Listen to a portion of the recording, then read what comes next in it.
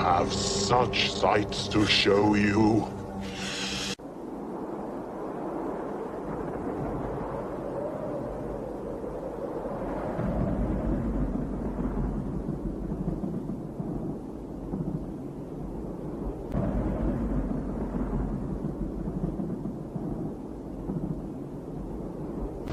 Oh, no tears, please. It's a waste of good suffering.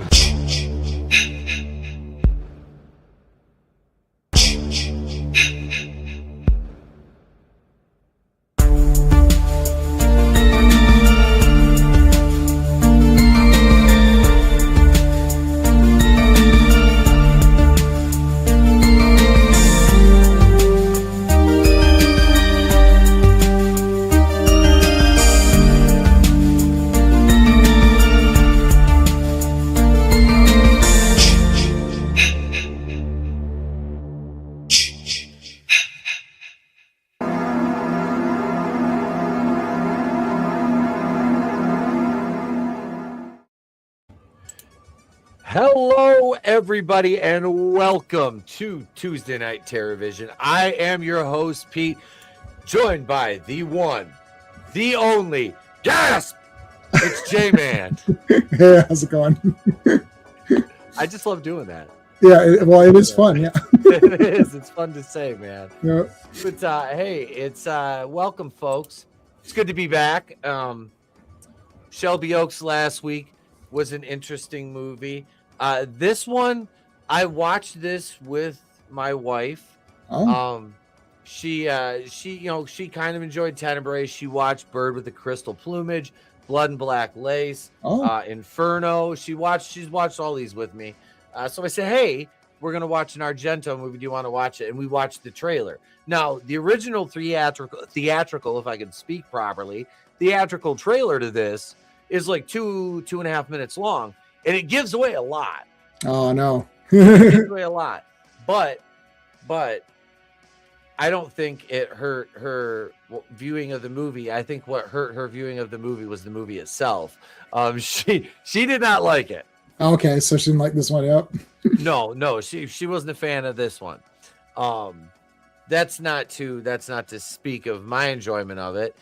She just didn't like it. Me, I like these. Since you recommended Tenebrae to Trina and I have been I've been enjoying these. And again, I was talking to Killer Pizza and he brought up Suspiria. Yeah, we'll do that for sure. Which I said that one's been in the hopper. I said we're trying to get through a couple of these other ones and then work to Suspiria. Hi Kasara, how you doing? Good to see you. Good to see you. We'll be seeing you at Shogun on Valentine's Day. The next time I wrestle is Valentine's Day. So I have being as Pete Daddy Dollar is such a loving, caring, warm individual. I'm sure he'll have some good things in store on Valentine's Day. You even say it with a straight face. Absolutely looking forward to it, girl. But no, this was good. You and we'll just here. We won't beat around the bush. We'll play the title card and get right into it, ladies and gentlemen. Reflection in a mirror. I saw the face of the murderer.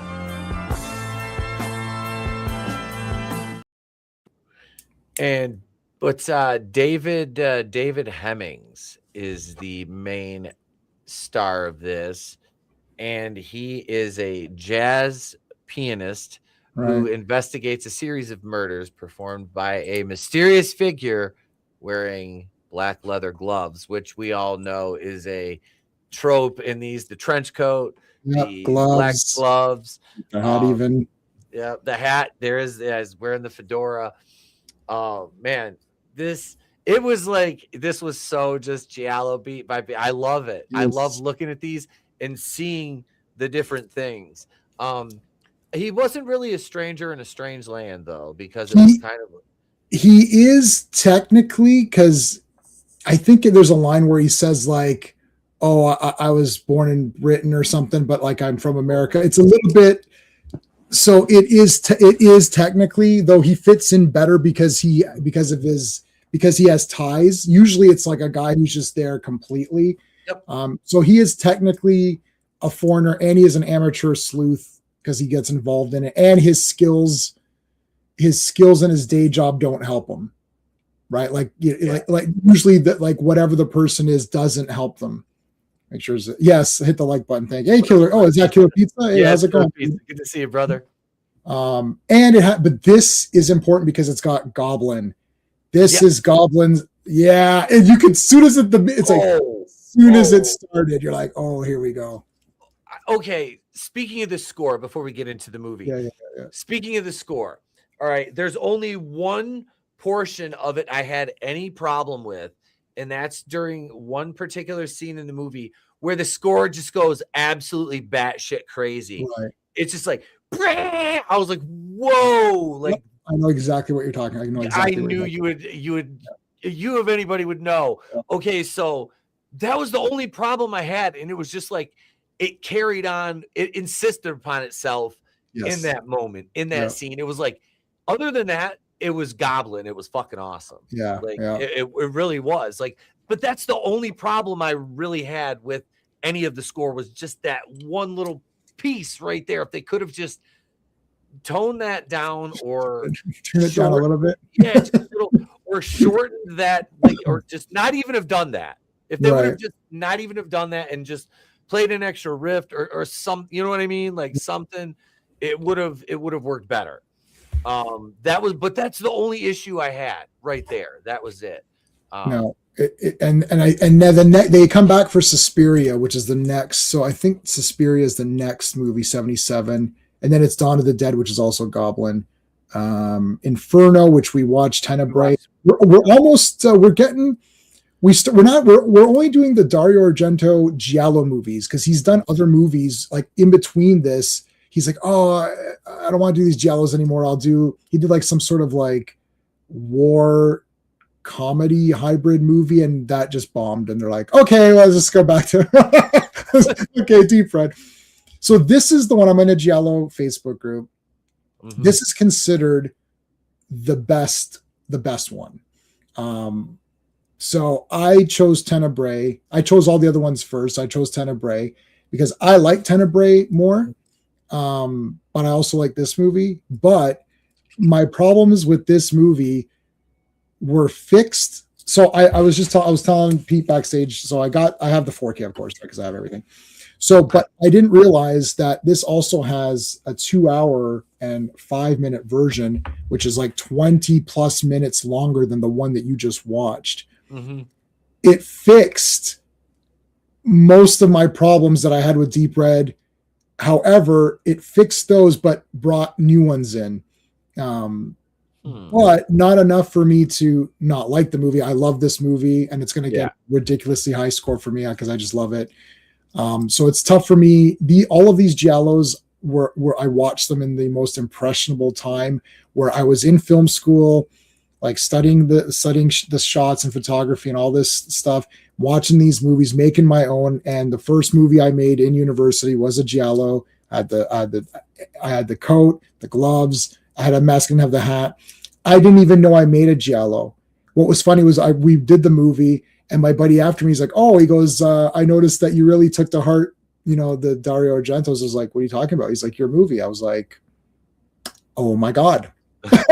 Yeah, I did. I said, I wasn't trying to. He's like, well, you literally did. I was like, I never thought of that. So it seeped in. So now I just love these because like what you're saying, I like looking for the little things.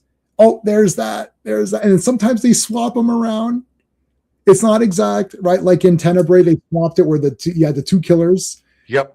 So it's a little bit of there's two, right? This one, they were gonna say, they're like, oh, it's Carlos. And you're like, wait a second. It can't be Carlos because what the heck? Like even the guy realizes it too. Like he was there. Anyway, so it was all just impressionable. But yeah, so so did the trailer give away the ending or no?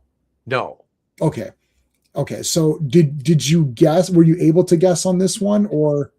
We both did. Yeah. we both were kind of like at one point, like before the reveal, we were like, okay, are you thinking what I'm thinking? Yeah, okay. It's the weirdo mom or whatever. It's mom. Yeah, it's like, yeah, because when they, after they kill, I guess we can just jump around a little Sure, bit. yeah. I mean, whatever. When they kill Carlo, which the reveal of him being gay wasn't much of a reveal. I mean, you could have seen that coming a mile away. Yeah, big time. So it wasn't kind of like a shock. Mm-hmm. But when he died, and you're thinking back to like, okay, he was talking to Mark. He was talking to Mark in like the little like fountain area when old girl was killed up there. So it couldn't have been Carlo.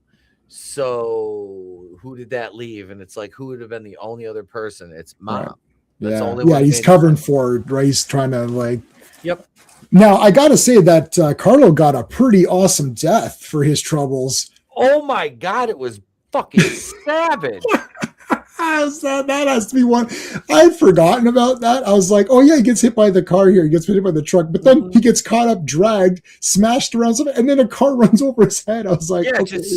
I was like, and again, it reminds me of How High, where with the bicycle, where they're run over Picklestein's bicycle and back over it. The guys come and they steal the pieces. That was dude's head. It was like, he's like pinging off the fucking garbage truck. Guys are just driving along happy as hell, talking about blood pudding and fish and chips or whatever. Yeah, they're so happy about it. They don't even notice. They don't care. It's Italian, not British. Yeah, well, he got nailed pretty good though. Yeah, he got his ass whipped, man. Like that's the fucking hook. I'm like, oh. I don't know if he deserved all that. He wasn't that. He wasn't even the killer. But like Patsy. So so the girl Gianna, she's from Tenebrae. She was a secretary in Tenebrae. Mm-hmm.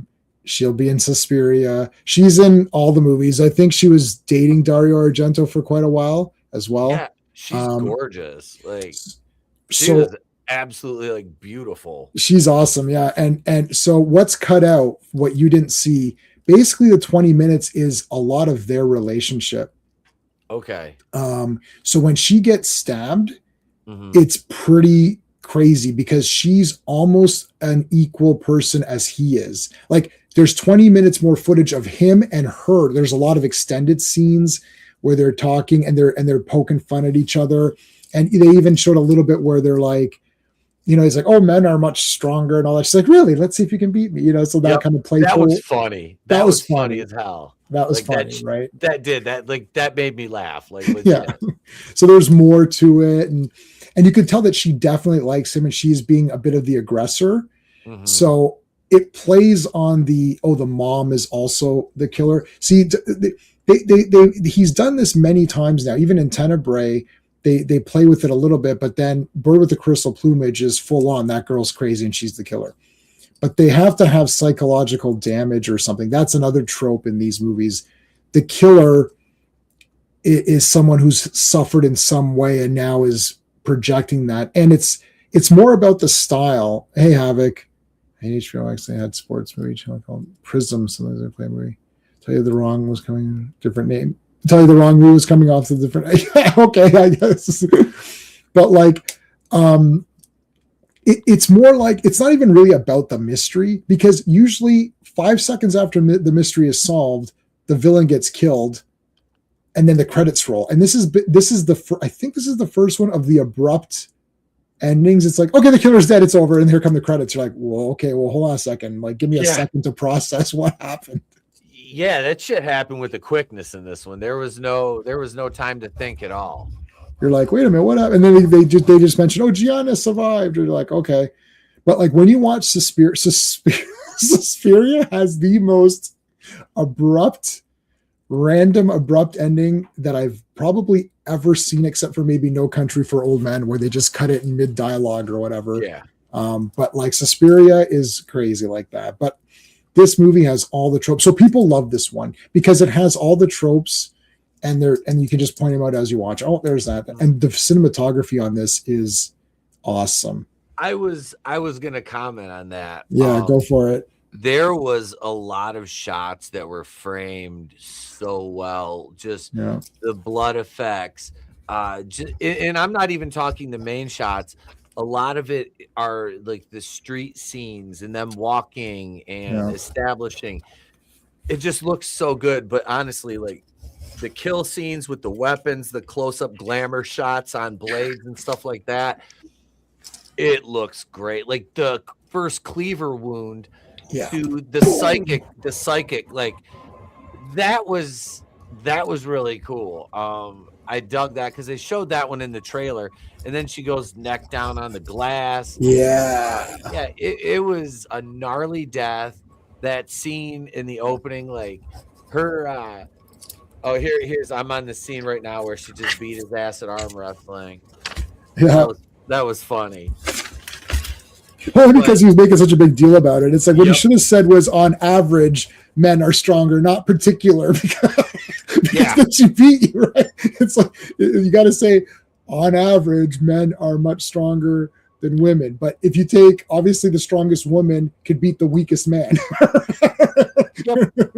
Right? Yep. It's just funny because she beat it, but she also did. I was thinking the same thing. I was like, hey, wait a minute, you did that. You didn't do the rules. And then he got all pissy about the rules. That was super funny. Yep.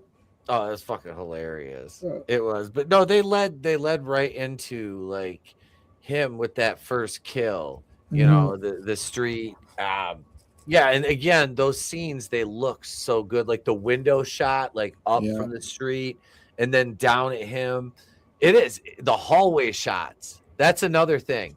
Isn't that like one of the Giallo deals, like the long hallway shots? There's a bunch of them in this movie too. I should have counted them because I think there's at least like 4 that I can off the top of my head. And even the ones I've been watching it as well. And like even when they're talking in that garden or whatever that is, and they're walking down the steps, even that again frame. There's a lot of guys are walking in, and then it's weird because typically the camera, will follow people, but in this weird way, it's almost like they're directing the camera in a weird way, or the camera's almost directing them, because like it'll move out and here, and then they just immediately, like that with that statue in the first part, as they start to walk, it actually pans in such a perfect way that they're like this from each other. They're like talking right at the edge of the screen. So if you actually pan and scanned that, like if you crop that movie, you'd actually lose both actors. Which is why you have to watch these in their proper format. But and then they're walking down, they're coming towards. So one of the advantages of being purely dubbed, no matter what, is that you could pull off shots where guys are way far ahead and they're coming towards the camera, towards, and they can have the dialogue because it's dubbed anyways. So, and they had some of the quirkiness was taken out of the one that I've seen the most, and the one that you just watched. But like, you remember like the chair in the car, like, he's like, it fell down, and then the visor kept falling down. And again, everything's happening to him to make him a little bit of a goof, so he loses to the girl. And listen, anyone could beat that girl. She is very skinny. Gianna, she is very skinny. Or Channel Air in a lot of movies and tell you the wrong name of the movie, or them channel. I don't think I've had that too many times where the wrong movie plays. That was like back in the TV guide days. You'd look at the TV guide and you're like, holy shit, this is on. You're like, hey, that's not on. Remember waiting for it to have to scroll when you couldn't like adjust it? And then you'd have to wait for it to come back around. Oh, I hated that. Now it's like it's all different. But so like some of that was neat. But you did have the beginning with the kid with the traumatic death. Starts off immediately with that stabbing. And that's going to play a factor. But again, old houses, gateways, like terraces, balconies, weird kids. There's always some weird kid, like that weird girl who's like torturing lizards or something. What the shit is that all about? Like, because at first when her dad called her over and he just smacked her in the face, I was like, whoa. That's awesome. Like, holy shit, dude, that escalated quickly. Like, that really got out of hand fast. Yeah, I actually wrote in my notes, slap the kid. What the shit happened there? Boom, get the shit. And then you see the little future serial killer. There's like a needle driven through this lizard. I'm like, what the fuck? And why was there a needle through a bird? Okay, there's a lot of things. You see, these movies, the thing, I don't want to say they're acquired taste because that makes it sound like they're bad or something, but it's once you get into it, you're going to appreciate them more and more. And this is why I started with Tenebrae, because that one is just a kick-ass movie no matter how you look at it. Yeah. And I was like, if I get people, like, you don't start off with, I don't know, like if you pick them, you know, like I can't think, don't start with like Star Wars episode, 9 or something stupid, right? Like you start with start with like 4, 5, 6 or whatever. Yep. And then the other ones become easier to digest, right? If I start with Tenebrae, you're like, this is awesome. And then I can't remember, was it Bird next or Black Lace? I don't remember. Maybe Bird was second. Yeah, Bird with the crystal plumage was the second one, right? Yeah. That one to show you the roots, like that's the beginning. That's not the beginnings of it, but that's like the everything is in this movie now. Black Gloves is like Blood and Black Lace had a lot of the things, but not all of it. But that's the first one that had all of it. Because Blood and Black Lace, it's still the detectives and stuff talking too, right? Like the cops get written out of these very quickly. They show up in the beginning. Yeah, they were just non-existent through most of the movie. Yeah. And I mean, it's to the point where you're like, oh yeah, where are what? But once you know the formulas, you stop questioning things. Like even when I'm watching these, I stopped long time back. I've stopped trying to piece together the mystery, because you're watching this, and my initial problems with this movie was that in Tenebrae, it was much easier for me to follow the clues. Whereas in this one, I found them to be more abstract. Like he found a photograph, like, okay, I guess he's just going to find that building. It felt like he came upon clues slightly easier, like they almost came to him. But in the longer version, it does show more investigating. However, the problem is that it brings the movie slower. I find this one slow at certain times, but you almost needed that time to explain it. But now when you added more time to explain it, I came to realize that the explanation doesn't need to be there as much, because the mystery is not that great of a mystery. It's like, okay, this psycho woman traumatized her son. That's it. That is the story. Like that's all that there is. There isn't anything. There's not a twist like this kind of thing. Bad parents and screw their kids up, and the mom's psychotic. That's not anything that's new, even for 1975 or whatever this came out. So that's not a new story. But I came to realize that it doesn't matter. What matters is that the motion of going through the investigation, the camera shots, the crazy deaths that come out of nowhere, characters get introduced for the first time that you've never seen before that are important, have important information, and they're slaughtered. They're introduced, we realize what information they have, and they're killed in the same scene, right? There's no buildup. Like in slasher movies, this is why these are different. Slasher movies, all the characters are shown in the beginning. Yep. And then you're waiting for them to be removed as you guess who the killer is. But in this one, you're only following the guy. Mark is who you're following, a little bit Gianna, but really it's Mark's movie.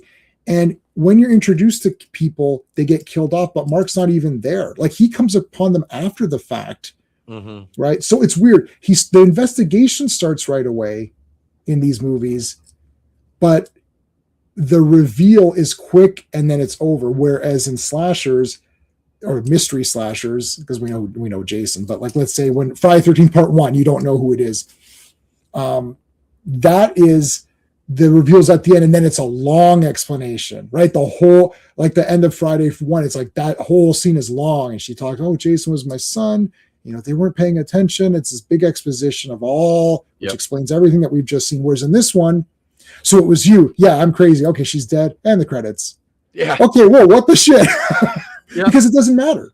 It doesn't really matter, right? The characters that came on screen and died, like that woman had information, about she's dead. It's like, okay, the psychic, I feel a murder, dead. You thought that this psychic woman was going to stay around and do something. I thought she was going to be like a more important part of the movie, but no, she was killed off like that. Yeah, and she's a foreigner. She could have been. Yep. Yep. She was like from Germany. She's German, and she looked German, but she's actually French. I think I actually watched an interview with her on this 4K. Okay. Yeah. So she's French, but she said I had to look like a foreigner. Like that was literally. It's like I need pretty girl that looks like she doesn't belong in Italy, right? So that's her. She has like a very angular face. She did look German. I bought that too. I thought maybe she was German. Did too. But anyways. And then you got these psychiatrist guys. Oh, Dr. So-and-so. I don't even remember their names. I've seen this movie like 4 or 5 times. It's like Dr. So-and-so, Professor So-and-so. Who cares? Like they're going to have their little clue. The guy finds out, I know who did it because she wrote it on that thing. Yep. And then it's like, yeah, he's dead. Yeah. As soon as he figured it out, you're like, he's just chilling in his house having tea, which I was like, God damn, this dude's house is huge. Oh, it's awesome. And next thing you know, he's just, holy shit, he had to like bite the corner and get his mouth smashed into the corner of everything. I was cringing. My wife sitting next to me on the couch. I was like, oh, yeah. Like right in the mouth. Yeah. Like, oh, that shit got me. I was like, ugh. Like, yeah, it was bad. And one other thing I wanted to point out, it's funny when Mark is walking down the street with Carlo, and he's got the cigarette in his mouth. He never smokes a cigarette. Yeah, I noticed that. He's had one in his hand in different scenes. He never lights it. Yeah. I haven't had time to, these are more recent. So all of these movies that I had were all DVDs, and this Arrow Video and Umbrella Entertainment and all these guys releasing these now in 4K with like super features and all this. It's like the Beyond, Lucio Fulci's Beyond, I'm not kidding you. It's 6 discs. It's one movie, and it's a 6-disc set. We haven't watched the Beyond yet, but we will watch the Beyond for sure.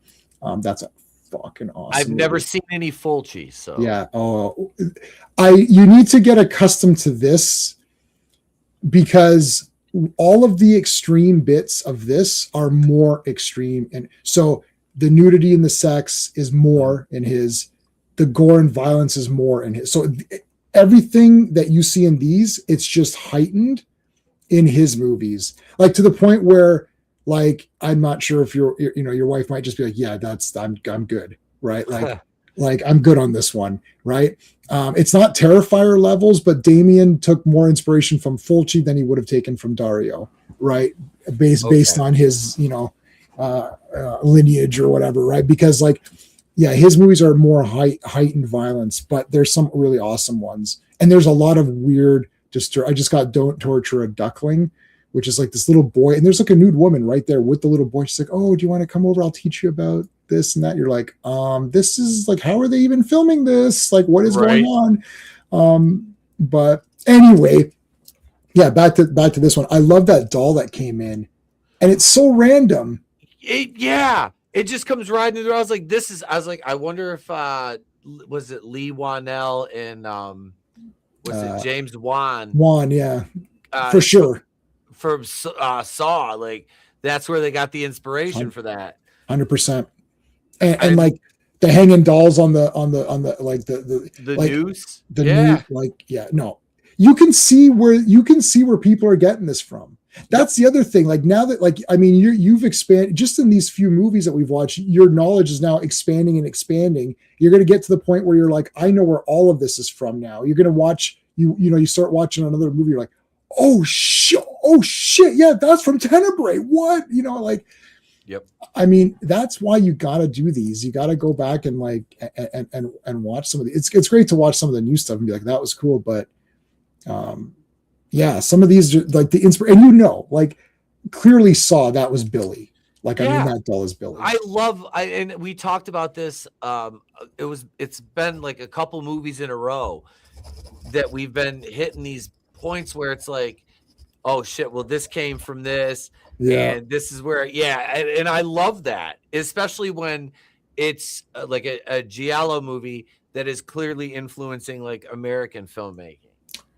Yeah. Yeah, they're watching these for sure. Oh, I mean, yeah. Like, these are they're very niche. Like I will say, they're very niche, but I really enjoy it. I do, and this is, like I said, this was one. And David Hemming's Mark, I liked him as a lead. Mm-hmm. I thought he was like kind of like an everyman. Yeah. You know, which I like that part of it. Like he's not like this big macho hero, obviously. Right. Dude's like a piano player. But he has like his investigative skills. Although his common sense going up in that big ass house at night. Okay, and that's another thing. That glass fell. Jesus God in heaven, that should have cut his eye out.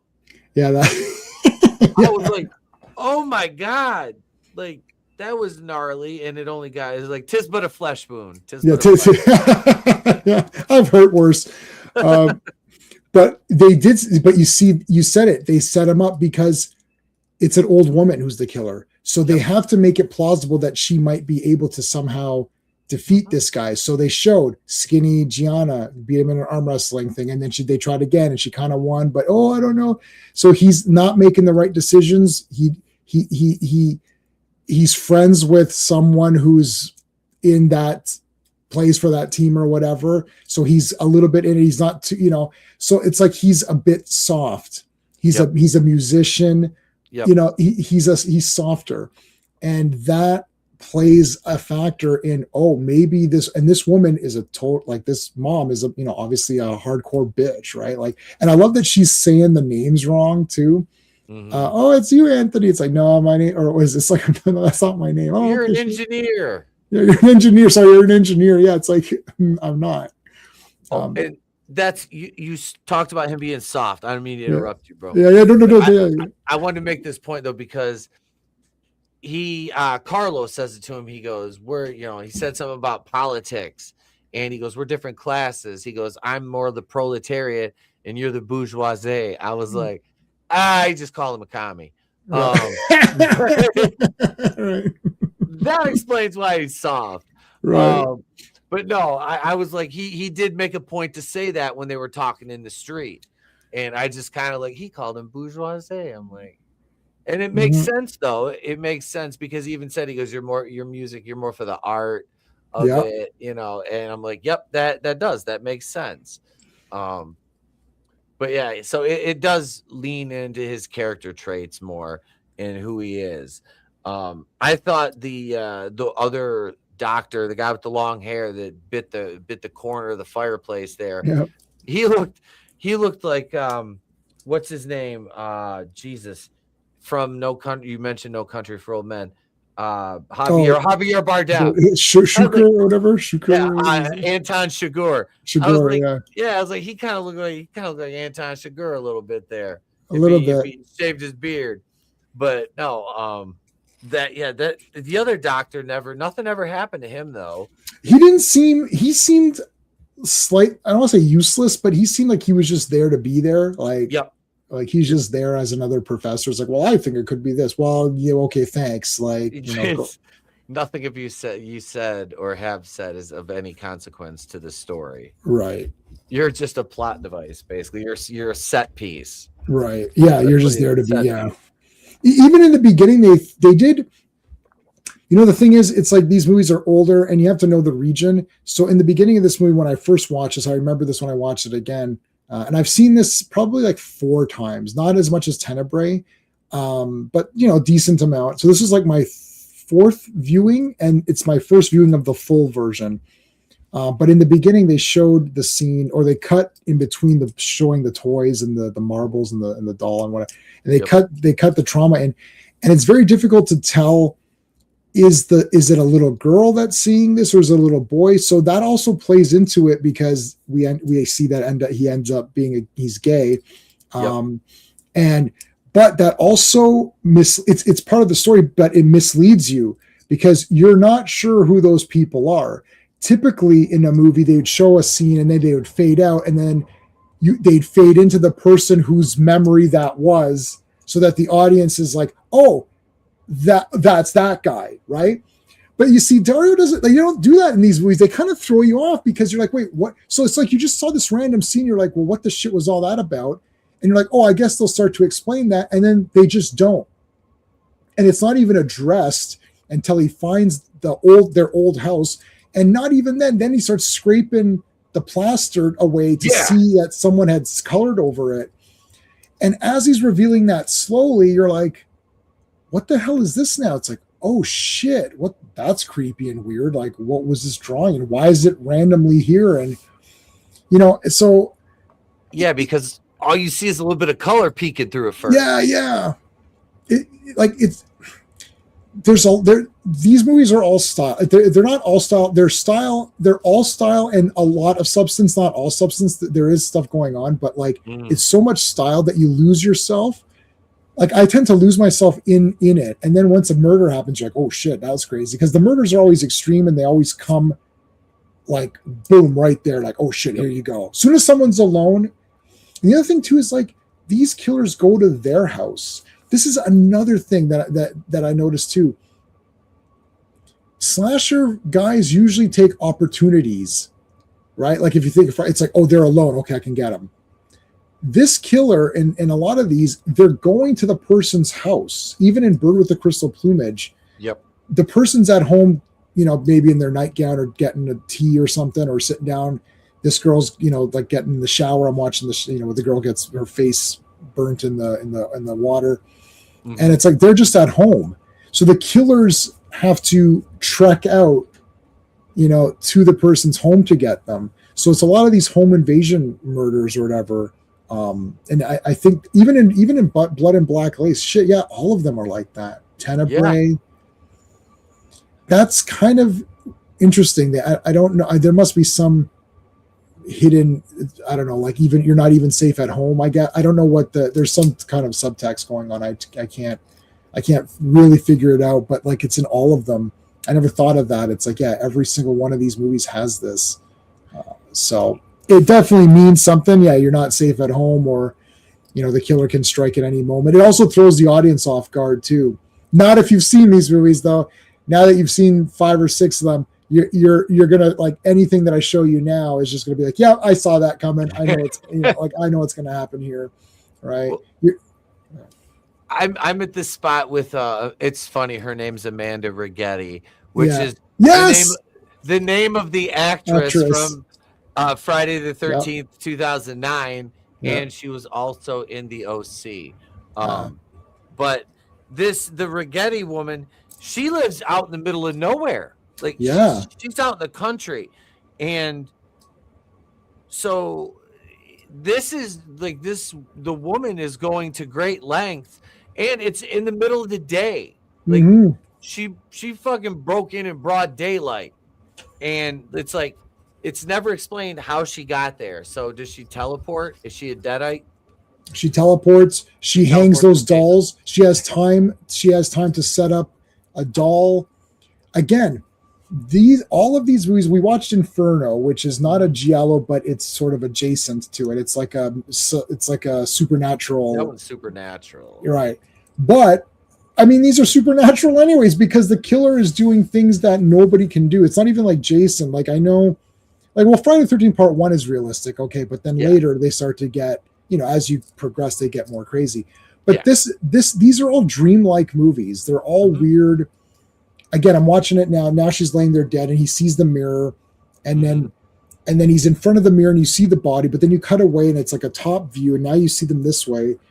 The angles are weird. Like, every angle is something interesting to look at. Like, and now he's in this greenhouse, and again, they're framing it where the two guys are here, and you see the full greenhouse behind them. Like, why doesn't he move the camera over so they're more centered? Because he wants you to see the entire landscape that they've got here. I'm watching it. I don't have a digital copy of this, but it's actually on YouTube in a shittier quality version.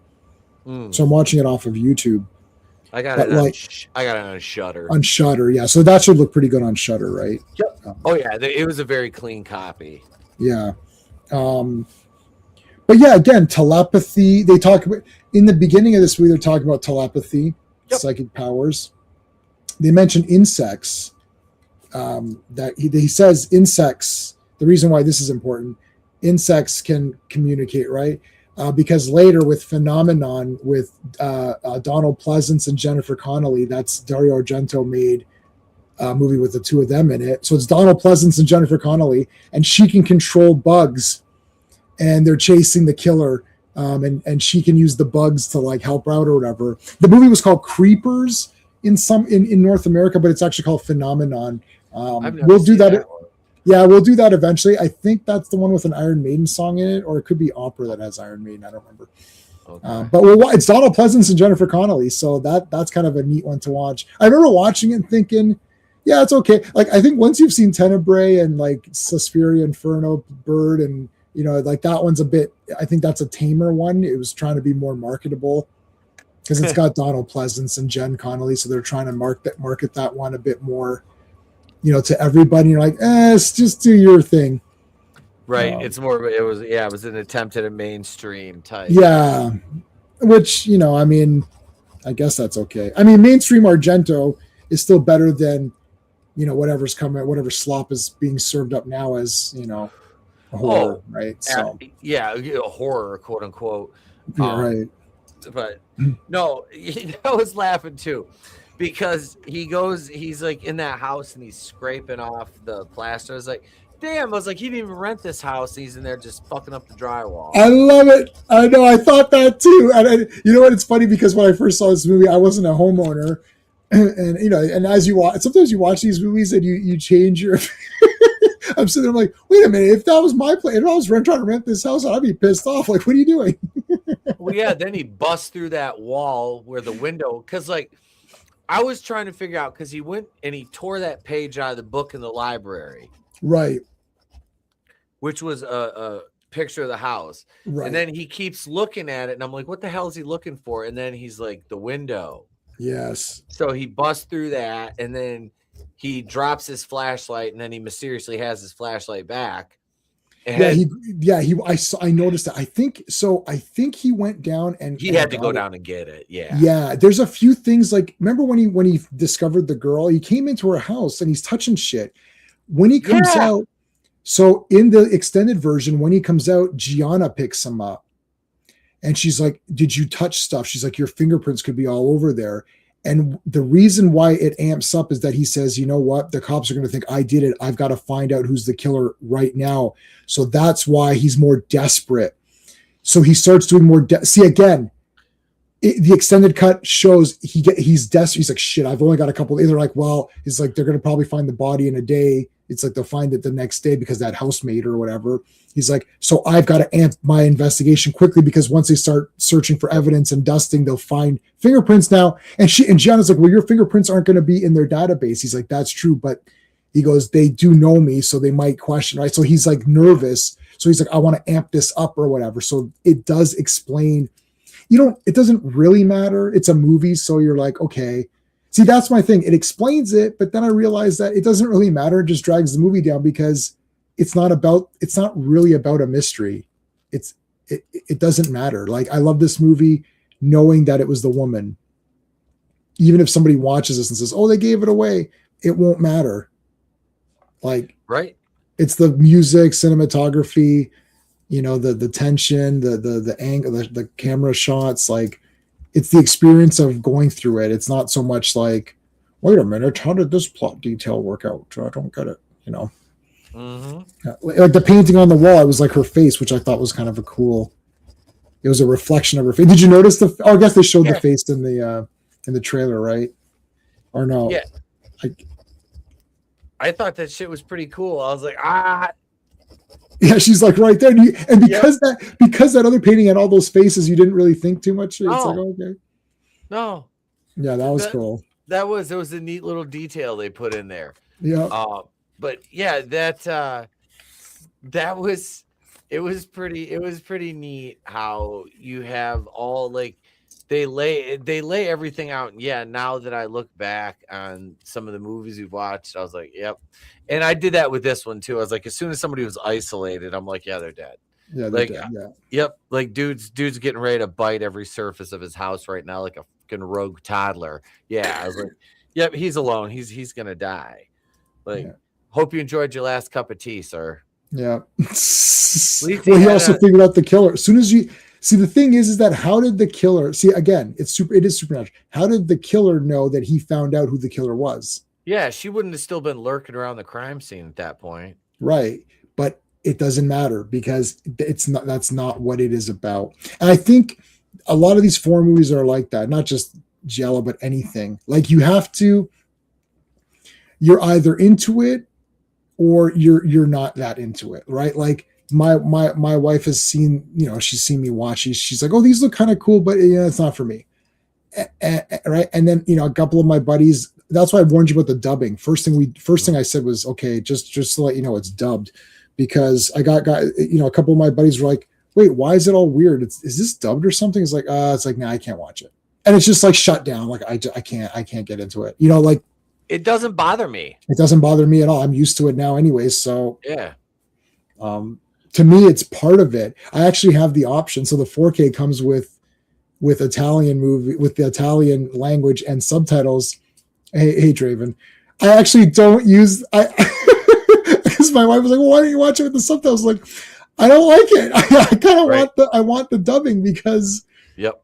I feel like that's what that is what I would have seen in the theater. Yeah. That's what I would have seen. Draven doesn't like subtitles. Yeah, I don't either. Yeah. I mean, I want, if the filmmaker wanted me to watch it with the subtitles, then I'll watch it that way. Mm-hmm. But in these cases, they were brought out in North America dubbed. That is their intention is to dub it, which is why they get English actors as the leads so that the English parts match. Yep. Right.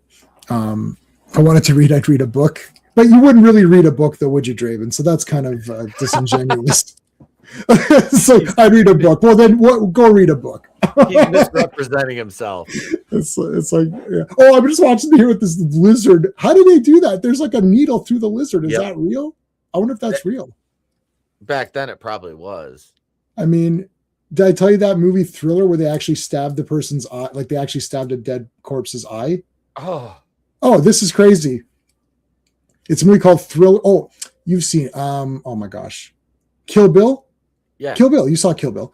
Uh-huh. So Volume 2, Daryl Hannah, she has the patch. That's based on this. So they call her One Eye. So the English version is called They Call Her One Eye. The real version is called Thriller, A Cruel Picture. And so I have that on 4K, of course, the best edition you can get. And in it, so when I saw this movie, they get the girl and the guy stabs her eye out, right? And I was like, well, that looked like incredibly good. And this movie's old and that looked weird. You can tell. You're like, that was weird. So I researched it and they got a corpse. They actually got a corpse from the morgue. The morgue gave them a corpse and they just zoomed it in and they stabbed a real corpse's eye for that shot. Now it is a corpse, but I mean, okay, that is pretty messed up. That's fucking gnarly. That's gnarly. But the thing is, I watched this, I was like, whoa, that looked very good. Right? I was like, this is not effects. I was like, that looked very, very good. First time you watch it.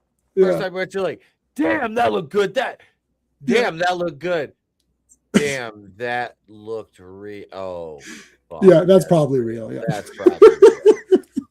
Yeah. Yeah. I was like, yeah, that really happened because there's a silent movie about Joan of Arc, which is it's a silent film. Mm-hmm. And at one point they bleed her. So they stab her arm and blood comes out. And I'm like, this is like 1930 something. And it's silent film. And I was like, this looks incredibly good. And yep, they really did. They had a stunt person. And they stabbed the thing and blood just shot right out. It was real. Jesus. It's real. And I was like, oh, I knew it. I was like, this looked too good. And I mean, whatever. They just like, we're making a movie, man. Like, whatever. Do what you got to do. That's so messed up. That's messed up. Yeah. They would never imagine like Angelina Jolie sitting down and, okay, stab my arm now. Yeah. Right. Go ahead and just fucking stab me. Wait, what? But I love the animal death. Yeah, the pin through I love stabbing that bird. That was awesome. Yep. Yeah, the bird caught a shank. Why is it like flopping around my face? Get out of my face, you stupid bird. I was good. Oh yeah, they talk about a haunted house, which again plays into the. I'm just looking at my notes now. Oh, that's the house with the screaming child. Yeah, and it's gender neutral, so it doesn't give it away. Yes, yeah, and then they even play, and then the killer always plays that like that stupid kid song or whatever. The children's nursery rhyme, which Mark goes and buys the record of. Right. Yep. There was also one shot of two dogs randomly fighting each other, and I just noted it because it was one quick cut of two dogs fighting. I don't know if it's in the one you saw. It doesn't matter. You may have missed it because it was so fast, and I just thought, what is the like? It's just there. Like, yeah, it doesn't serve any purpose. Like, what is this shot for? Yeah, the purpose is to be weird. Right. And Dario, the purpose is, if you're ever sitting there watching one of these movies and you're thinking to yourself, why is this happening right now? The answer is because it's awesome. because why not? Yeah. Why not? I'm trying to see Plaster. We talked about that. The drawing, we talked about that. That robotic doll was so weird. What else I'm trying to? Oh yeah, Teeth Smashed. I wrote that down because and you already mentioned that. Oh, that was that got me. Yeah, that is nasty. We talked about this already. Yeah, it was very, very fucked up. I was like I said, man, I was watching that the shit with the teeth smashing. That just yeah. Yeah, she got him pretty good. The little girl who's the future serial killer. I love that. Okay, she's torturing animals, so that's a red flag. I love that she's going to the archives of the school and stealing weird pictures. Yeah. Like, what the heck? It's like, where did you get that drawing? And it's like, and then because it was because you couldn't tell the kid's identity in the beginning. I'm pretty sure it's meant to be an obvious flashback because of the time period and you could see like kind of like the way the room is decorated. So it's not a present day thing, but then you're like, well, who's this kid? Why does she have this drawing? It's like, oh, I stole it. Like I was cleaning the archives and I found these weird pictures that some kid with mental problems drew. And I thought they were cool and kept them. You're like, okay, that is weird. Yeah. That's a big red flag. And it's like, and the father slaps. It's like, I love they just slap. It's like slap the serial killer out of her. It's like, oh yeah, he didn't hold back, man. He just slapped the shit out of her. Gianna stab. We kind of talked about that. That was a shocker. Did you think Gianna was the killer for a moment there in that end part? I did for a moment. I honestly thought it was her. I'm like, it's gotta be. Yeah. It's gotta be Gianna. She was, but just for a minute because it didn't make sense after when you really looked at it. It's like, wait a minute. You know, you're looking, it's like, okay, she wasn't here, but is she capable of I don't, she seemed a bit too nice. Whereas, yeah, and I think the guy's mom seemed weird. Like there's a difference between, she's unassuming versus you're acting slightly weird. Like, and you're thinking, well, maybe she's an old woman, so she's a bit mad, but she was just very weird. I love the poster for this. Psycho, The Exorcist, Jaws. Now there's Deep Red. Yeah, Lucio. I'm sorry, Lucio. Well, probably both, but Dario loves Hitchcock, and there's a shit ton of like Hitchcockian themes in this too. This actually happens in the movie, which is cool, and that is the butcher knife that she uses. Yep. So that's kind of cool. I like that. Yeah, and this idea of using broken glass that gets pushed to the max in Suspiria. I think Suspiria is after this. Hold on. So let me see here for a second. Bird with Crystal Plumage was the first one, and that is his first movie that he directed. Then he did Cat o' Nine Tails. We'll do that eventually. Okay. Four Flies on Grey Velvet. I just bought that and I've never seen it. So let me watch it first. Then it's Deep Red. Then it's Suspiria. And I mean, Dawn of the Dead, I'm assuming you've seen that anyway. That's not a Giallo movie. He didn't direct it. That's George. Yeah. That's, but he produced it or whatever. I was going to say I own that one on VHS. Yeah, I own that one on VHS also.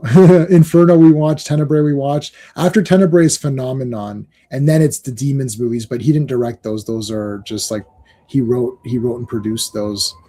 Okay. Trauma. I just got Trauma on 4K. I haven't seen it. Opera, I just got that on 4K. I have seen that before, and I watched the 4K. Maybe we'll do that one. That one, the kills in that one are awesome. But that one's from the 80s, right? Opera? Yeah, so Opera is 1987. So now we're getting into like kind of like modern. So there's a little bit of more modern sensibilities to it too. And like that's one where like there's he tapes these needles to her cheeks so she can't close her eyes. And then he forces her to watch the killing and stuff. So it's like, so if she closes her eyes, she'll poke herself with the needles. Okay. Yeah, that's weird. But the deaths are freaking like awesome. You're like, yeah. The story's like okay, and the girl is very cute. So you're following on a girl. She's very cute. So I can get through the movie with that. But it's all of the stuff that we know. It's just slightly. There's something slightly off about it. But we'll definitely do it. Trauma I haven't seen, so I have to watch that one. Phantom of the Opera, I have it, but it's not a Giallo movie. Sleepless I haven't watched that in a while. Card Player, I got that on 4K, I haven't watched it for a while. Mother of Tears is the third one of the Suspiria trilogy. Giallo I've never seen. Dracula I haven't seen that. Dark Glasses I haven't seen that. That's a Giallo as well. I haven't seen that. So there's a few that I don't own. I own almost every movie he's made in 4K or at least Blu-ray. But yeah, this poster is pretty cool. Yeah. I like that a lot. That's kind of neat. Because everything is involved in the movie. Like the corpse is the one he finds in the room, the hidden room. Yeah. That was the dad. And hey, is that the mom's reflection? Yep. Yep. Oh, that is very cool. Hey, Dave C. They pump it up with Psycho, Exorcist, Jaws, Exorcist. Yeah. Yeah, I think, Psycho's a masterpiece, obviously. The Exorcist is very good, and Jaws is a masterpiece also. So those are all masterpiece movies. I haven't seen Exorcist in a long time. Me either. The last one I watched those was The Exorcist 3 with George C. Scott. I love it. That movie is one of the most underrated horror movies. Yeah, I'm glad it's found an audience in the last like decade or so. Yeah, because that was such an underrated movie. People slept on it because it was the third Exorcist movie, but it really takes it back to its roots, comparatively speaking to the second one, which is just a complete faux pas. Yeah, it's that Heretic. I haven't seen that. That's John Boorman. I like John Boorman movies, Excalibur and Zardoz. People don't like Zardoz, but they're wrong and stupid. If someone says they don't like Zardoz, they're firstly A, they're completely wrong, and then B, they're stupid. So you could just take my word for it. I've never seen it, but I'm aware of what it is. It's Sean Connery. I actually love it in a not in a non-funny way. Like I actually think it's a very good movie. It's wild, yes. I think Zardoz is a good movie. I think it's very good. Yeah. It looks cheesy because of the costuming and the budgetary constraints. And some of the acting is a bit goofy, but the idea is actually awesome. I like it. It's like Barbarella, which is a silly, fun movie. But Zardoz actually has a point. Barbarella doesn't really have a point. But anyways, so yeah, I don't know. Like I really like Deep Red a lot. I think everyone loves this one because it has all of those things in one movie. And it's like if I showed this to you, if you watched this one first, you'd be like, okay, now I know what Giallo is, and then all the other ones have similar things, or sometimes they change it around. Like this one is your sort of, like what is a slasher movie? Watch Halloween Part 1. Like There you go. That's a slasher. That has everything in it. Yep. So this is what's a Giallo movie? Oh, here. Oh, let me explain to you. No. Just tell me one movie. Okay, just watch Deep Red and that's it. It's like, Friday 13th Part 1, slasher movie, generic slasher movie. But do you think Part 1 is the best? Maybe not, right? No. Like you don't even think Halloween Part 1 is the best, right? You like Part 4. Do you like Part 4 better than 1, or? I personally. Yeah, I got you. They're right there for me. Yeah. I acknowledge that 1 is vastly superior in terms of its, impact on the genre, and it's a classic. Right. It is. It's the quintessential slasher movie. Yeah. I saw Part 4 first. Right. And I think a lot of it holds up to Part 1. It has its missteps, but it is what it is. But yeah, I love those equally, Yeah. So same concept. There's the which one do you like more? Which one is the better one? Like that might be two different questions. That might be two different answers. Yeah. See, Tenebrae for me, it just has everything going for it. So to me, that's like a 10 out of 10 like masterpiece. I mean, this is probably a 10 out of 10. I'll give this one a 9, maybe just because. Only because I just felt a little bit. It's like it could have tightened it up, but then I realized if you tighten it up more than it was already tightened up, you'd lose the story. So I'm between a 9 and a 10, to be honest. Like I could just say this is also a 10. If I don't give this a 10, everybody in the Facebook group will like despise me and kick me out because this is like everyone's 10 out of 10. But I'm trying to be a bit more like scrutinizing and be like, well, I don't know. Like it's a bit slow at parts.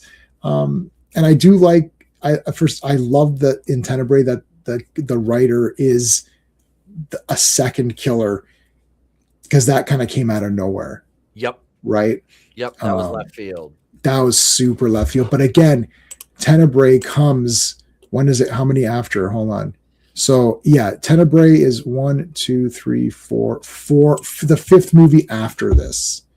So you're talking about a guy who now has perfected what, so he can be like, now I can do this. And then he can throw these curveballs because at that point, he knows you've seen the other movies and he knows that you're waiting for the reveal. So when the reveal comes and the movie hasn't ended, you're almost like, oh, what the shit? That was weird. Because when the reveal happens in Tenebrae, the movie doesn't end. Every other time, it just ends. Right? Like that girl in Bird with Crystal Plumage, she attacks them. They kind of fight her off. That's it. She's done. The movie's done. But this one, it didn't end in Tenebrae. Like, wait a minute, how can that be? Why is it not ending? Something's wrong. Wait, something's wrong. It's not, the movie's not over. Something's wrong. It's like, why is it over? But he can play with your emotions that way, right? I don't think, I don't know. What are you giving this one? Maybe you can. I'm going to go 9.5, man. I'm giving it a 10 then. This is a 9.5. I'm giving it a 10. I just, damn, man. I'm entertained by these. And like I said, I love the cinematography. Goblin's score is on point, except for that one. That's like the only thing I can knock it for. That little 0.5% point right there, that little 0.5, that's for that one little riff in that one scene. That's the only thing I can mark this movie down over is that one little riff. If they re-edit the whole movie and just drop that part of the score out, I'd give it a 10. Right. But no, this is a great movie. It really is. And it's funny you mentioned, Tenebrae that was the first one we watched. It was so perfect. I know, it's perfect. Yeah. It really is. Yeah. It's funny because, and then there's movies I haven't seen any of the ones that have come after that yet though. Mm-hmm. So I'm waiting to see how the quality holds up, because there's every franchise has its apex and then the downward descent starts. For like we talked about Friday the 13th. It was part 6. Part 6 is the apex. Oh yeah. And then 7 and 8, which I do enjoy 7 and 8. I really do. Yeah. But they are downhill to the point where New Line or Paramount sold the New Line. Yeah. So sold the rights. So you have to acknowledge it. And I believe Halloween was Halloween 4. Yeah. And I agree with that. I love H2O. Part 5 is dumb as fuck, but I still enjoy it. Yeah. 6, Curse of Michael Myers, depending on which cut you watch, is a mess, but it's still a kick-ass movie. Resurrection is just, it's like the window licking cousin of the franchise, but it's fun. It's fun. I do like it. It's fun. Yeah. So, but you get to part 4 and then it's like bang. And that's actually only 3 entries. If you take Season of the Witch out of it, that's 1, 2, and 4. Yeah. So technically it's part 3. And after that, it's downhill. And that includes the David Gordon Green trilogy. I think Halloween is, Michael Myers, there's some characters that are more difficult because you're centered, like Jason doesn't speak, but Jason always has that foundation of that first movie to give you the backstory and his reasoning. And then the rage never ended, right? Like all this bad things happened. He died twice. He died physically as a boy, but then he mentally died when he lost his mother. So he died in the physical form, and then later at the end of part 1, when he saw his mother decapitated, he dies a mental form. So it's like you can see Michael Myers doesn't speak, but because he has no origin, he should not have an origin. That is true. He should not have an origin. No. So Michael Myers has to be in someone else's movie. Like Jason can lead his own movie, and Freddy can lead his own movie because Freddy's a character Freddy in some terms is the best of these because he himself is a character. He has a personality. He's a personality. He's fun and he's neat. So he can lead his movies. Jason can lead them in another way because we understand what he's doing. Michael Myers, we never got the reason for him. So the movie, he has to be part of a movie. It's like Pinhead. Pinhead can't be the leader of his movie. What's he going to do in hell? Like, there has to be another story around Pinhead. Yep. So how good is that story?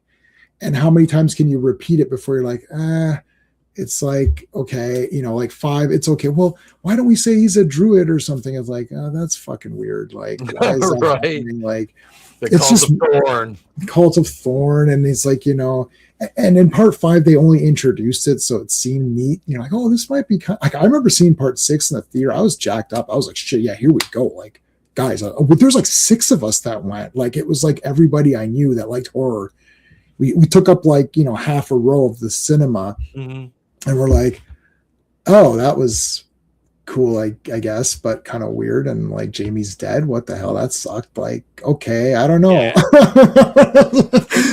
And Danielle Harris had got emancipated to play the role. And then I know they fucking recast it, which made no sense. That's nonsense. We were talking about Friday the 13th and Jason dying. And I wanted to bring this theory, and that Jason never drowned as a boy and he really lived in the woods, and he helped his mom with the killings in part 1, which explained how bodies were tossed through windows because there was no way that Mrs. Voorhees was physically strong enough to do that. No. Yeah. I mean, sure. We only have her word for it that he drowned. You know? Comic Jason at Deadeye from Evil Dead. Yeah, I know. I actually don't like that. I know people marked out for that when in Jason Goes to Hell, they thought that was kind of a neat idea. I didn't really like that because you don't need to merge every horror movie. Like it's like, I love Evil Dead, Army of Darkness, the Evil Dead 2, like all 3 of those, and even the shows and stuff. And some of the new Evil Deads are pretty cool.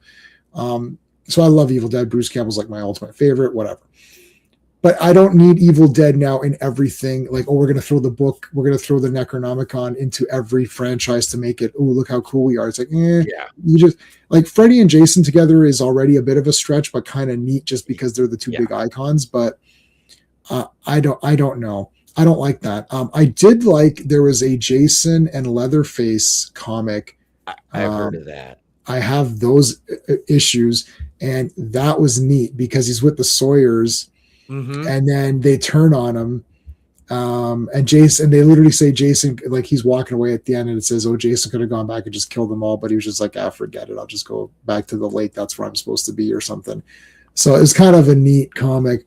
But yeah, I mean, I love Ash, but I would not have wanted Ash to be fighting, because Evil Dead and Army of Darkness became more of a comedy, fun adventure series right? Only the first one's really a full horror movie. The second one has too much goofiness to be scary.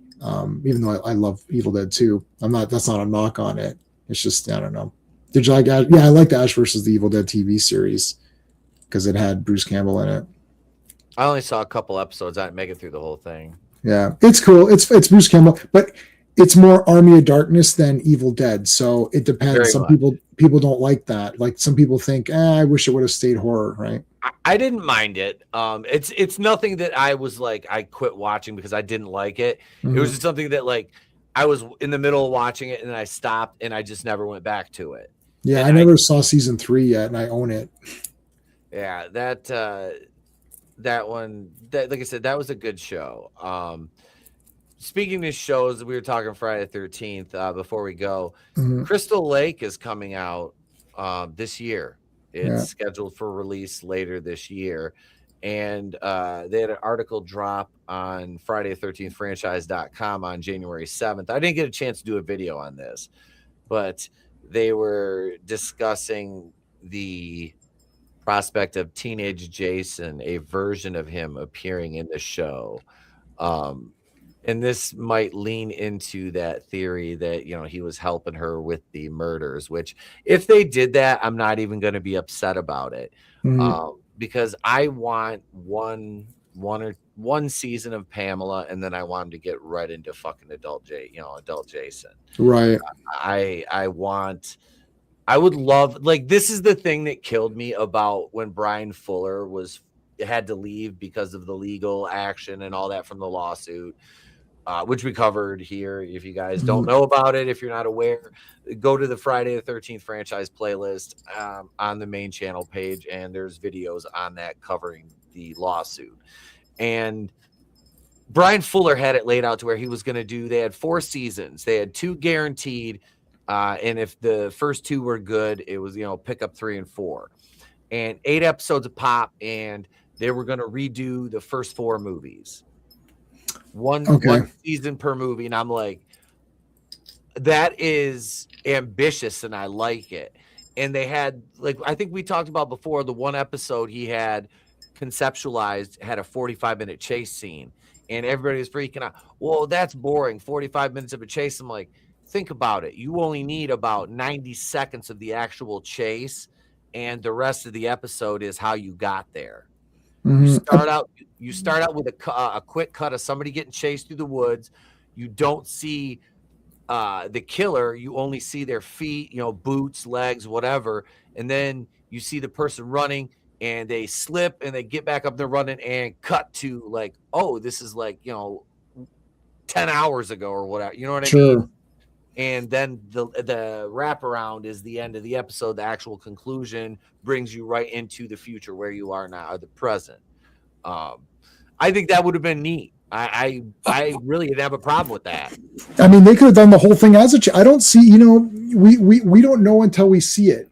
Like maybe because just think like there's a movie called Wheels of Terror where it's this evil car and an evil driver versus this school bus, and it's got to be like, it was a made for TV horror movie. It must have been like a 35-minute car battle at the end, and because they're chasing around and going off the thing, and there's kids in the bus and shit, and you're like, I mean, Jason chasing someone around, you can swap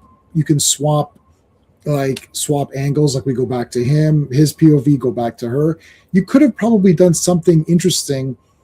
Maybe could, even if it was all just a chase, we don't know. Maybe it could have been really interesting. We don't know because we haven't seen it. Like, if someone's trying a concept that you haven't seen before, we haven't seen it before. So I don't know. And then we would have judged it. And if it was long and boring, we'd be like, this chase scene was too long and boring. You should have cut it down. Or maybe it would have been like, hey, that actually turned out really, I thought that was going to be kind of shitty, but actually turned out to be pretty good. I don't know. Like, I wouldn't scoff at a new idea till it's been done, but I don't have much faith in anything. So I have zero faith in this Crystal Lake thing. Like, my thing is make a new movie. Friday 13th is a film series. It's a slasher movie. Lean into it. Be unapologetically a slasher. Like this trying to heighten the material. Oh, we're going to get into the depths and all that. The depths of what? His mom's a whack job. That's it. There, I explained it to you. She was abused by her husband Elias. Yeah. He fucking left her. She was pregnant. She, whatever. Or, the kid was a mongoloid. He cut and run, and she took a job at the summer camp to support him. He was able to, stay there with her while she worked as the cook, and she ended up losing her shit and murdering a bunch of motherfuckers. And her big ass mongoloid kid helped her. Yeah. Because he was hiding in the fucking woods. He didn't really drown. Is he going to get the? I guess he would have gotten the mask in season 3, right? Yep. They're doing it. Yeah. That's the way it was going to be under the old showrunner. The new showrunner, Brad Caleb Kane, who was in on It, Welcome to Derry, and Scream. I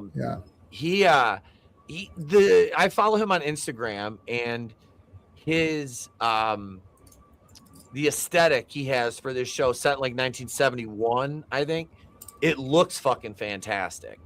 The cast looks good, the costuming and everything. So I'm a huge Friday the 13th fan. I'm cautiously optimistic because we've been waiting for this thing for like almost 4 years now. Right. Well, I'm gonna watch it for sure. This is the only reason I'll subscribe to Peacock this year. Right. Is to watch Crystal Lake. A 4-year wait for this damn show, and I tell you, if I get a 10th of the anticipation that is built up for this, I will be satisfied. Just give me something that just positive, like I don't need 4 seasons or 2 seasons of Pamela Voorhees backstory. Like that shit's gonna get real old real quick, Yeah, that's what I'm thinking they're going to do, because they're in this, like, I don't like deconstructing things too much, because then you end up losing what you're like.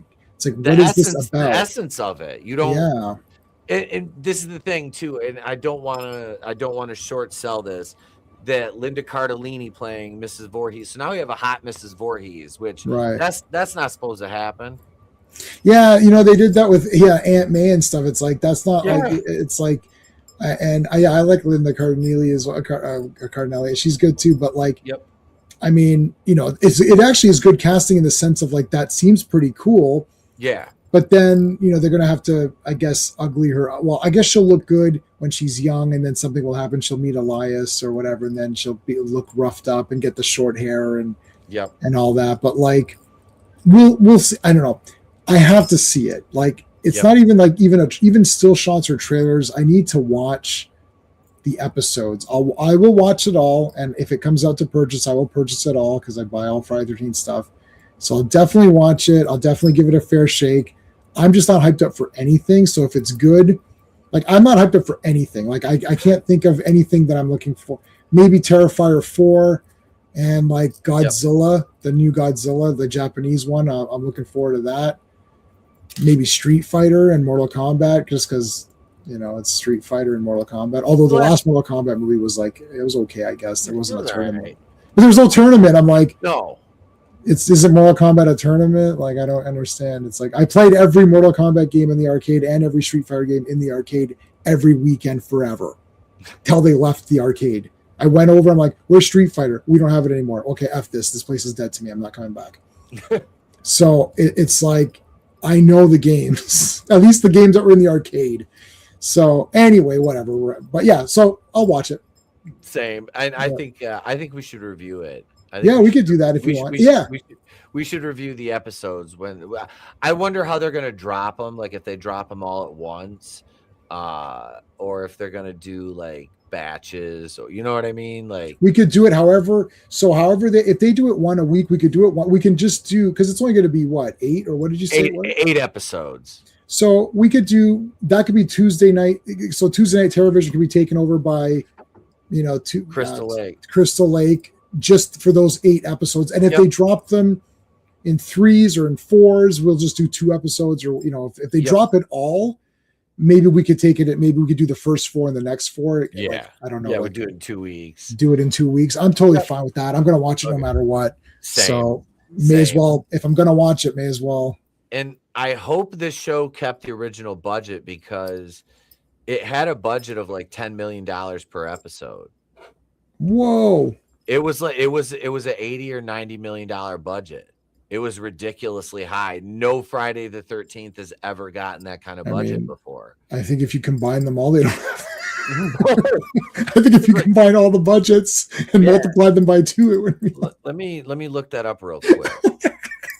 Yeah, it was Friday movies. It's like that's like the catering. So it's like we saved so Paramount's making Indiana Jones and the Last Crusade or something like, hey, we were able to save some money on the catering budget. Oh, why don't we make another Friday 13th with what we saved on the catering budget for Indiana Jones? No. What's it called? Here's the budget right here. It's Crystal Lake. Lake. $85 million for the first season, 8 episodes, averaging $10 million per episode. All right. Yeah. So that give $10 million per fucking episode. Bro, there wasn't a Friday the 13th film that had that high of a budget. No. With the 2009, what was the budget on that? Oh, I don't know. Hang on. I don't really hate that movie, but like it's just like Friday the 13th, 2009. What was the budget on that? Let's see.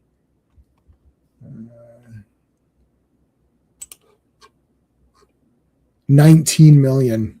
19. So it took until the remake to get that high of a, and 19 million. Still, the series getting the $10 million per episode. That explains why the settings look so good and the costuming looks good. I'm just hoping it translates into some good gore eventually in the show. But I think that's it for the night, bro. I think for sure, all, man.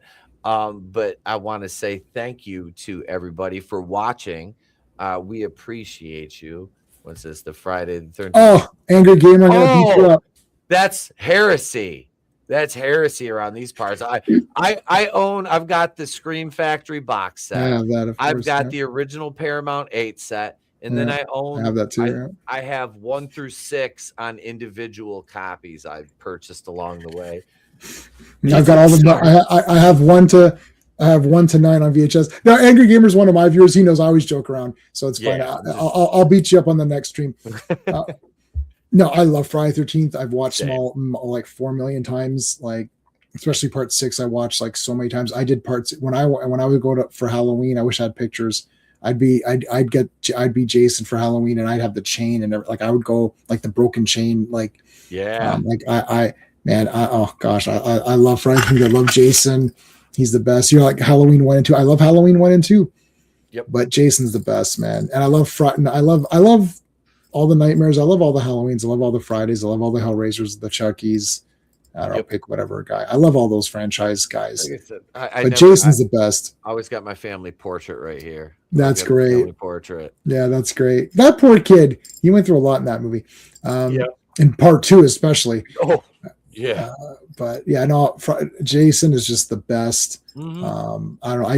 I don't know how old I was, but in my first apartment that we lived in, outside on the balcony on the brick wall, I drew a Jason mask and a Freddy glove, and I was so young I spelled Freddy wrong, and I predicted the 5-finger claw because I gave him 5 claws, which is wrong because he only has 4 claws, but he did have 5 in New Nightmare. But yeah, it's like some of my earliest drawings of a kid. So it's like I was like 10. I'm drawing these characters. So anyways, I love them. And my name is Jason, so it works out perfectly. So anyway. Thank you everybody for being here. We appreciate you guys. Check out my WWE Raw review. I haven't done one in almost 2 years, a full Raw review. So I did one this morning. I saw so go check that out. And I will be wrestling again February 14th in West Branch, Michigan for Super Shogun Wrestling. Yeah, it's Valentine's Day violence. What could be better than bringing your wife, your girlfriend, your boyfriend, your partner, whoever you're with? We don't care.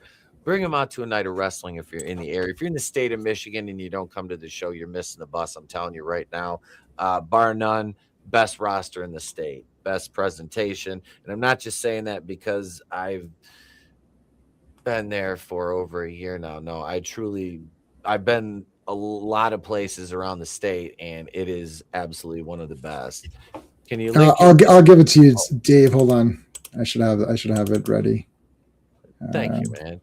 Yeah, I have all these ready. Wrestling with Horror. Yeah, I have a spreadsheet, and I just highlight them each with. So yours is highlighted red, so I can find it quickly. And there's my link too. There's both links in there. There we go. There's Wrestling with Horror right there, and there is J-Man's right there for those of you watching on the playback. And my channel started to get some views. I did a wrestling video about 11 days ago, got 3,000 views, which my channel's been stagnant for a long time. And we started to pick up some subscribers. And to test this, I went to the search bar and I logged out of my account and I searched for Wrestling with Horror. Now, there are 2 Wrestling with Horror channels. One of them is mine, which I actually wrestle, and the other one is just some other guy who doesn't wrestle. But my channel actually came up first, and it has not done that before. You have to dig through to find mine. So I'm like, oh shit, did YouTube actually did this get me in the algorithm? So whatever happened, folks, if you're new here, welcome. We appreciate you. Enjoy the content. There is a very deep back catalog. Channel members, that's available. I'm gonna do a member stream Thursday for channel members. Surprise, guys! It's been a while. I'm gonna do a solo member stream for you guys, and there'll probably be another video later in the week. I got to do a review. So yeah, we got that going. I'll talk to you about it if you're here on Friday, Gamer. Too long to get into now. But thank you, folks. We appreciate you guys. We will see you right here next Tuesday on Tuesday Night Terrorvision for Gasp. It's J-Man. I'm Pete. We don't see you. Have a great day. Pleasant bar. We'll catch you on the next one. Remember, it's always better to burn out than fade away. Deuces.